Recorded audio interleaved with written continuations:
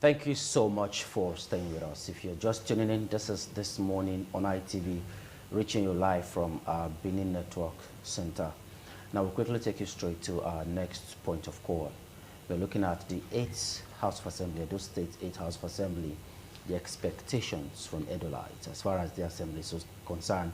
Recently, Honorable Blessing Agbebaku was elected as the Speaker of the House. And of course, work have started so far, but the question in the heart of many residents in Edo State is how far will this house go? The 8th house, a lot of expectations is on them. I have with me in the studio from my immediate left is a person of Comrade Kelvin Isesele. He's a businessman residing in Ghana, but currently in Nigeria for business trip. And of course, he's also a political analyst. Thank you so much for joining us. Thank you. Good morning, viewers. All right, of course, joining us again is the resident pastor of Rock of Ages Christian Assembly. He's a life parish here in Oluku. He's also a legal practitioner, Barrister Adodo Israel. Thank you so much for joining us. Thank you for having me. Okay, let's start with you, Comrade Isesele. With your regalia, it's obvious you have the APC. And Edo State is a PDP government. Do you think to an extent we are going to expect so much from this present house? Well, when discussing issues that border on the legislation, I think you put party aside. Okay.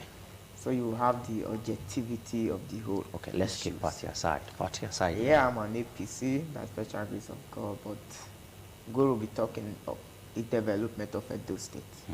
As far as the 8th House of Assembly have been inaugurated.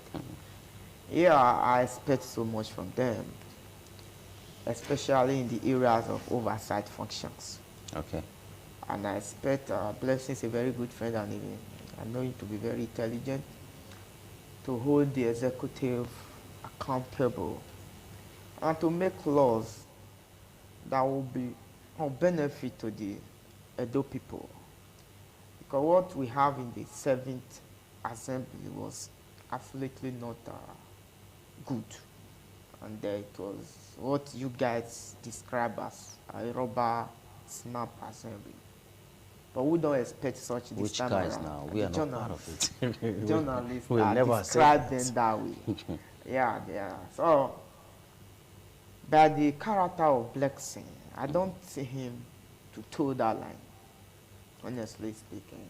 But I also believe there will be a try time for them, coupled with the fact that they don't have that to told as a political party to go and toe the line of the executive if there is no maximum cooperation between the PDP members and the APC members.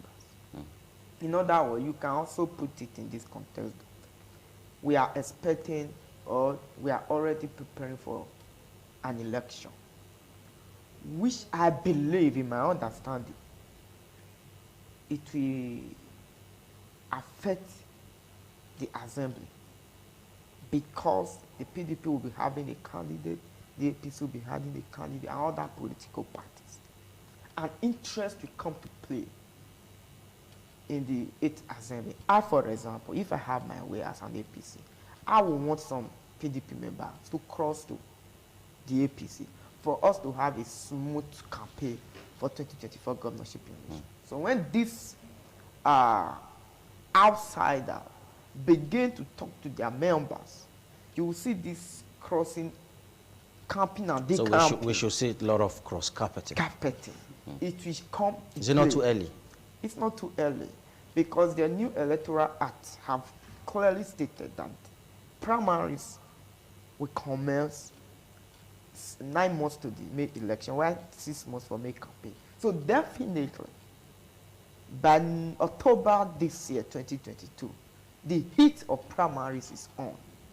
Where those members will have an interest, the 24 members, we have an interest. Okay. Even the speaker, we have to be careful, because he is not going to be with this government. Another governor will come. So he has to look at both sides. So I see a very robust assembly at the beginning. But when politics come to play, we'll begin to see dramas. All right, let's quickly come to you, Israel Adodo. What says you? Well, I'm particularly very excited about this present 8th House of Assembly. For reason be that we have a robust House. 15 PDP members, 8 APC members, and 1 Labour Party member. So it's just one. Yes, just one. It's a very good house. And then talking about our expectations, right?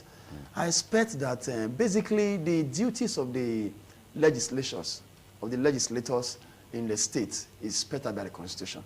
They are meant to make law for the peace and all of those things. In the state, we expect them to sit up and do that. Now, more interesting is the fact that we have fresh legs. Fresh legs. I think, yes, about only 3 of them have actually come back. And when you even look at it, the present speaker didn't come back immediately. He was there for some time, he was out, and now he's back. So it's going to be very interesting. They are very, I believe they are very vibrant. I believe they are going to be very enthusiastic. They want to see things happen. And we want them to bring this energy into work by rolling out laws that will better the state. This is not time for politics. I understand that an average politician, I'm not a politician, an average politician will be doing this political calculation. No. Now, for a House of Assembly member to fail because he's putting the interests of his political party in mind is to betray the trust of those that elected him or her. Because when you look at it, whether you like it or not, to a very large extent, these present House of Assembly members, to a large extent, were the will of the people. Most of them were elected. Take, for example, the Labour Party member. You should know that was not, he was elected. It was people that entrusted him. And the same goes for some other parties like APC and PDP. Some of them they were the reflection, their emergence was a reflection of the will of the people. So they should not, at the altar of politics, undermine the will of the people. They should be active in ensuring that their constituents is properly represented, that laws are rolled out to benefit the constituency that they came from. So that's what I'm looking at. Because if you understand the business of lawmaking, it's a very serious business. Okay. When the doctrine of separation of power was first envisaged by John Locke, it was feared that it was the House of Assembly that will be oppressive because of the enormous power that they have. If you know the power of the House of Assembly, you know that these guys should not be rubber stamp. These guys should not be hallelujah boys. They should make the governor sit up. The governor will be doing well, but he can do better. That's why I'm excited at the choice of the speaker. And economics, I've read his profile. It's called that he studied economics, and with the thought of the governor is also minded in that regard. It should be very smart that once the governor roll out his plan, that they should buy into it and support so that the state can move forward. It's not time to play politics. It's not time to throw chairs and tables in the House of Assembly. It is the right time to make laws. It is the right time to check at the SSs. It's not a time for the government to send lists of commissioners, for instance, and the House of Assembly just, you have to do your investigation. This person is coming on merit. Do they have what it takes to be commissioners in the state? When somebody is appointed to head a board, to head a committee, they have the powers. When things are done, they have the power to also investigate by virtue of Section 88 of the Nigerian Constitution. When projects are given, projects are done, they have to investigate where the money is spent, where the contractors, where did they do what they were expected to do. So these are things we expect. Okay. And I believe it will be done. All right, Kelvin, to an extent, some analysts actually said during the campaign, they saw how the governor was campaigning for his party. And in a way, they feel that connotes interest in the 8th House. Do you think so? It is normal practice. He is a PDP member, the governor himself. And you don't expect him to go outside his political party and campaign for other people. I think it is normal for him to do that. It's not a bad idea. But what I actually do not actually think it will come to play is that the people expectation that because the governor have took it upon himself to campaign for his party, these people will be 100% loyal to his bidings. I think this is the assumption outside there, and that's what you're trying to say. It's possible. except those who are not in politics, who are not practically understanding the content of politics. Whether you are a proper politician participating or you are outside as a legal practitioner, as economist, but the reality shows that the governor always wants to have his way. The executive arm of government always want to have a way over all other arms of government. This is the reason they roll out energy, funds, and every logistics to ensure these people win an election. For example, the present House of Assembly representing my local government is from my village. Ward 4, precisely, South Central Local Government. I know him to be a very resourceful guy, intelligent guy. But when it comes to politics, we know what's going on. Sometimes these people suspend their intelligence for the sake of politics. So are you saying he's not qualified to be there? He's very, very qualified. So, but when it comes to politics, he will have to suspend his ideologies, his strategies. you think so? Not I think so. This is how it is played. Let me give you one instance. So why is it there? Yeah. Elections in Nigeria are so expensive. The salary and allowance of a member State House of Assembly is not up to 1.2 million. Monthly or annually? Monthly. Let me put it that context. Approximately, in and out. Minus and subtraction, addition. Now, his constituents back home are expecting much from him. An executive bring a budget, and you expect that budget not to be padded for the sake of what people call tips. It will happen. That's politics. So members representing constituencies get tips from the government, from the executive? Yes. Those are speculative. You think so? Yeah, it can be speculative to a lot of people. But this is what I know. But there are speculations that are indictive. Yes, if they think it's not correct, they know what to do. So, I am of the opinion that our people should come up and make laws that will make institutions more stronger than individuals. Okay. I think this is the only area we'll go to get it right. Even when you are going to do the governor or the president Biden, but let's ensure that the institutions are now stronger. Reason being that the current speaker we have, Blessing, left House of Assembly many years ago and he comes back. He should also know that he will go. If he is able to ensure the institutions are stronger now, he will also be a beneficiary of strong institutions in future. Okay. So I expect them to make laws that will benefit the ordinary people and the political elites. Okay. Being as that, I do not also want to disagree with other people that because you are elected a member as an independent body, you should go into a fight with the executive.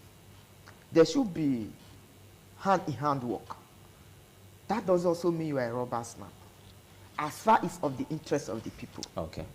Talking about the interest of the people, Adodo Esquire, to an extent, we don't see constituency projects again, to an extent.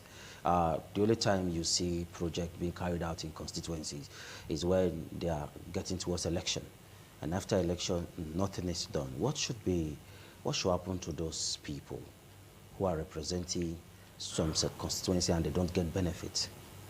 I think the issue of constituency projects, very laudable, all right? But the first to remain that constituency projects are not the major reasons why these guys are elected there, all right? But once the money is made available, it's expected that they use the money for such purpose.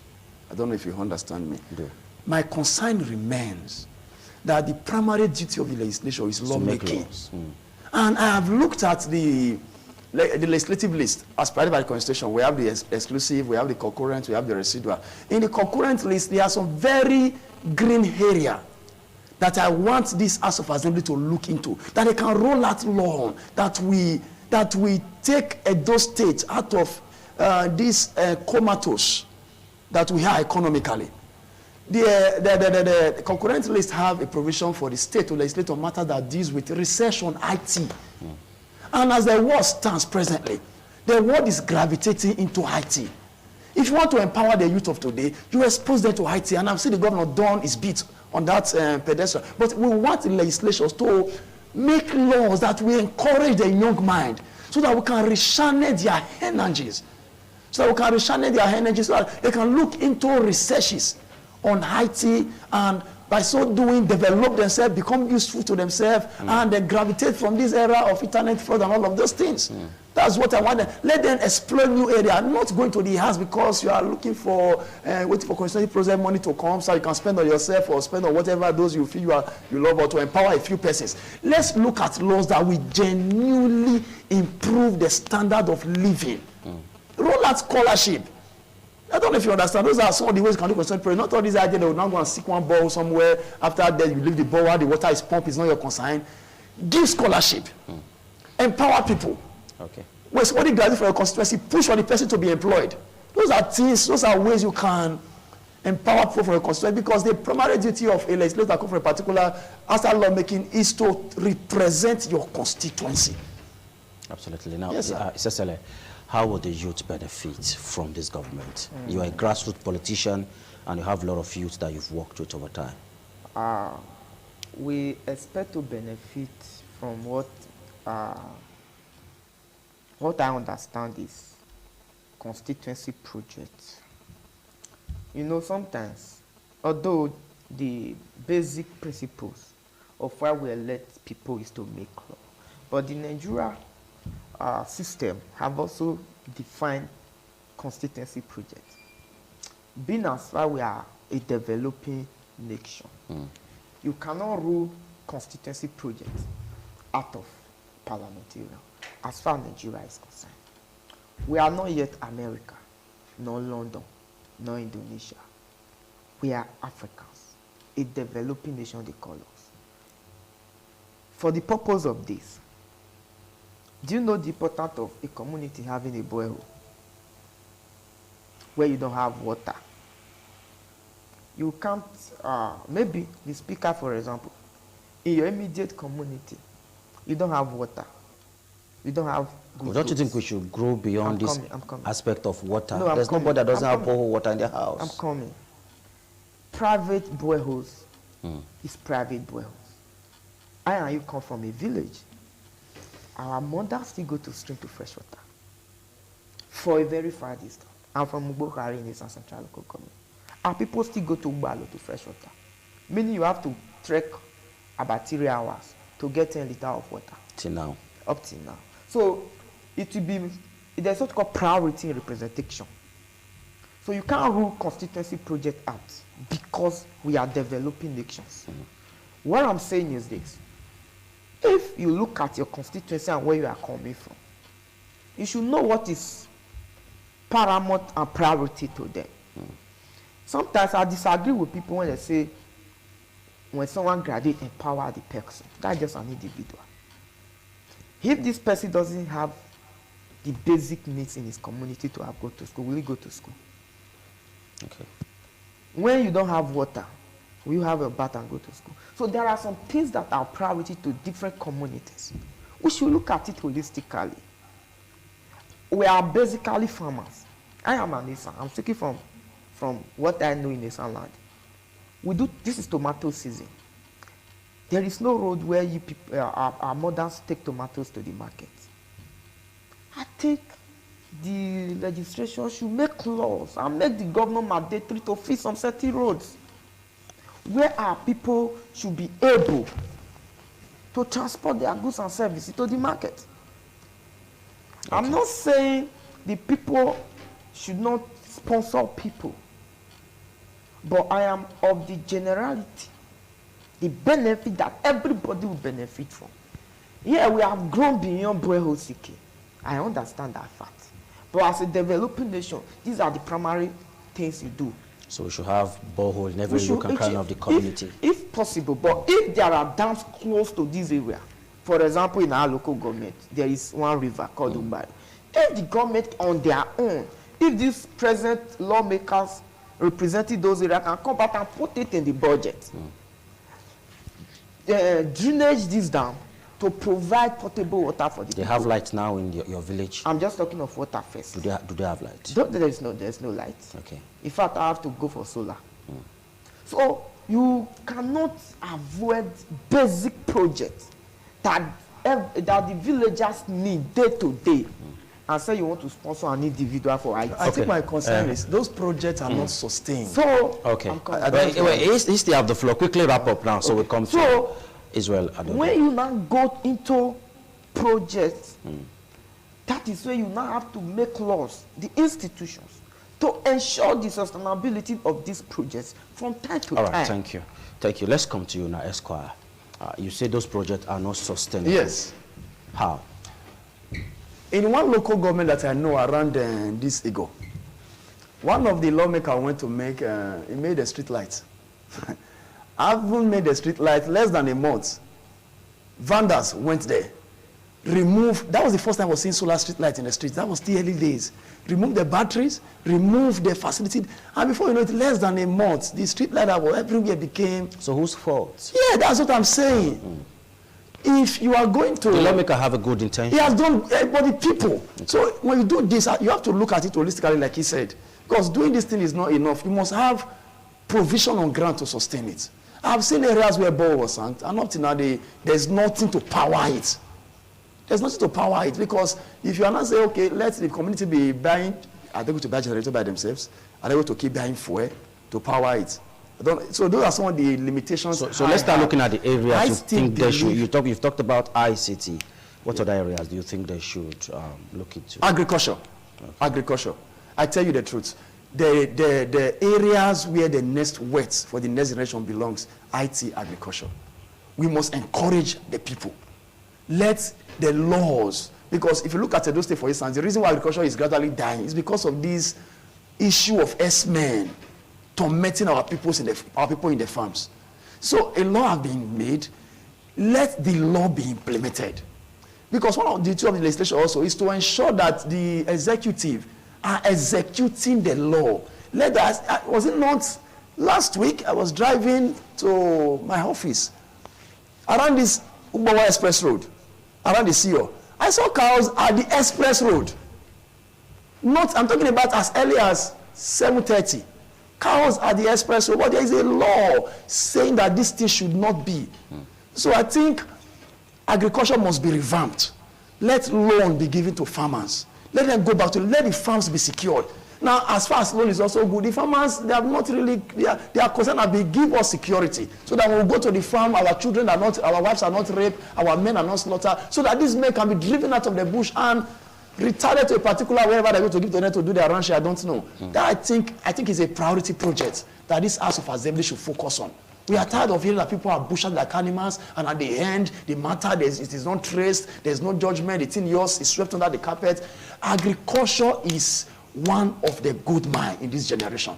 Okay. And Edo State must focus our energy on that. You wanted to take a reaction on that? I think to some extent, agriculture, just as I've enumerated earlier, tomatoes, farming, these are what we are talking about. We just need a strong institution. The only thing I just want to add is this. There is an intention. If you're a lawmaker, you are going to put on street lights. You have an intention. Two intentions. This is purely political.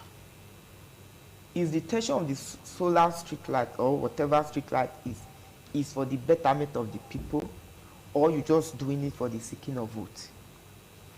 It's for scorecard. If it is for the betterment of the people, you know how to do it better. Okay. But if it's for seeking of vote, you also know how to do it. If you are not in this game, you can't get what I'm saying. But let me explain for that. Well, I'm not because of time. We are not. If you want, there is now what called technology. He's trying to drive to ICT. The reason I did just go there is because I know that even when our government sponsor people to go and practice ICT, it's not also sustainable. You think so? Yeah, they will take you abroad for a study. 1 year time, when you come back, they won't ask you anything again. Some, they will even live there, they will pay the fees. I have a lot of students in Israel now crying. The state, some certain state governments sponsor them there for the purpose of ICT. They get there and just stranded, they were abandoned. So nothing is sustainable in Nigeria. But we are now crying that it is better you do it. We will not understand it. Let me tell you, if you seek a borehole and make it solar, the company doesn't need to develop, generate econ to power it. It's doable. But the will to do it is what we are lacking. Either the intelligence will or the political will. If you put street lights in a certain places, I expect you to also have location for CCTV cameras. When someone is vandalizing, the security officials should know. These are little things that doesn't even cost much. Okay. So the intentions are not always for the betterment of the people. Rather, the intentions has always been to score political cheap gains, or either the campaigns is so intensive that they needed something to pull out some certain individual and their supporters to their side. Okay. So they are actually working for the next election. They're not working for the next generation. Let's quickly take a short break now, and when we return, we'll take the concluding part of the discussion. Don't go nowhere.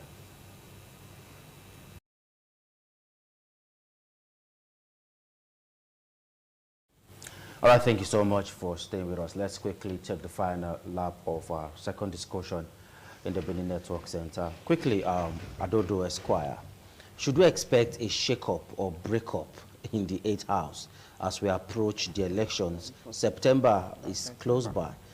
We are heading towards the pool in September. That's the local government elections. And of course, the big one, the governorship election next year. Should we expect a break-up? Should we expect some kind of shake-up? In politics, anything is possible.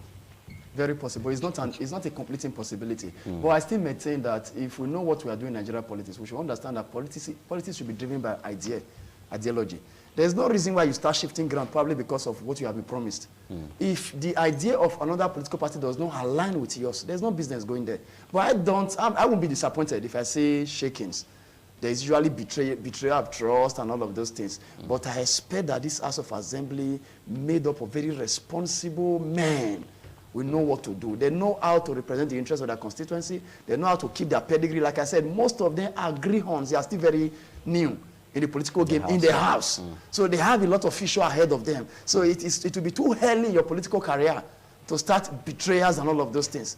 Stay on wherever you are, wherever you think the interest of the nation, of the state, will be better represented, and do the right thing. But cross-carpet is not unpredicted. Quickly, let's have your take. I think the National Assembly themselves, let's make law. When you officially leave your party at the house to another party, your seat should be declared vacant. Okay. This will sanitize the system. That should be the same thing in the house. In the state house. It is national. It will pass around the whole system. Okay. Once you are elected under the platform of so party A, and you find any reason to leave the party, also make your seat vacant. If such institutions are there and it is the law, you won't see political shake-up in an election eve. But as far as that law has not been talked about, it has not been fully in motion, 3 weeks or 1 month from now, as far as I know, the shake-up will start. 3 weeks or 1 month from now. It will start, as far as I know. Well, let's keep fingers across. Thank you so much, Honorable Comrade Calvin Isasele, for taking time to come. And of course, Adodo Israel Esquire for taking time to join us. All right, that's the much we can take from the Benin Network Center. Abuja is standing by for the next lap on the show. Don't go nowhere.